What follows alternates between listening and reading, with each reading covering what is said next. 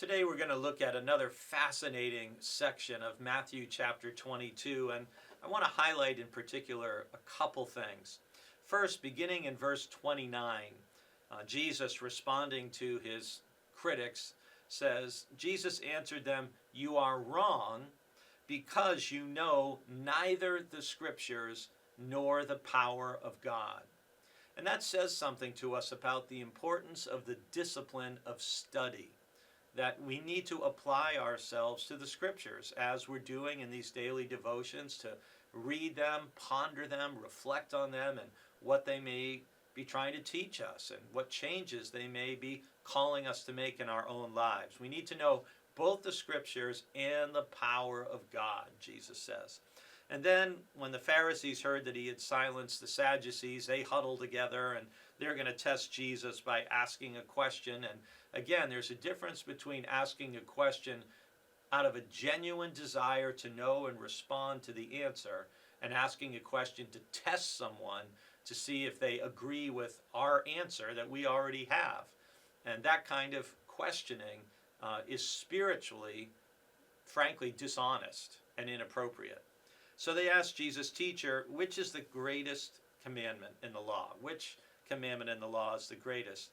And Jesus said to them in verses 37 to 39, "You shall love the Lord your God with all your heart and with all your soul and with all your mind. This is the greatest and first commandment. And a second is like it, you shall love your neighbor as yourself."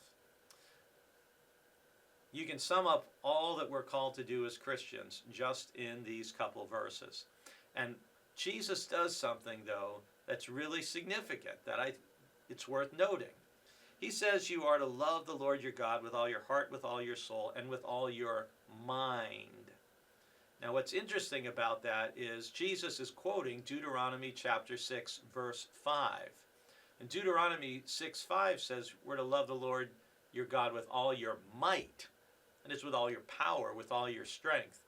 And here in the midst of a conversation with first the Sadducees testing him with a question, and then the Pharisees testing him with a question, and Jesus critiquing them for not knowing the Scriptures, Jesus changes the word might to mind in terms of how we're to love God. Now, you and I can't go about translating the Scriptures differently because I'm not the Son of God and neither are you. But Jesus, he could basically do what he wanted. But he's telling us how important it is that we apply all of our mind, all of our intellect, that we use our rational, critical thinking ability, that we apply that to loving God. That God died to take away your sins, not your mind. And it's so important that we love God first and foremost, and that we never forget that we are to love our neighbors as ourselves.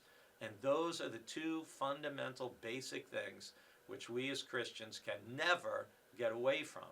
And anybody who is a Christian, no matter how unknown or anonymous or how public and widely known, anyone who claims to be a Christian needs to be striving to obey these commandments in all that they say and all that they do. And I pray that would be true of us.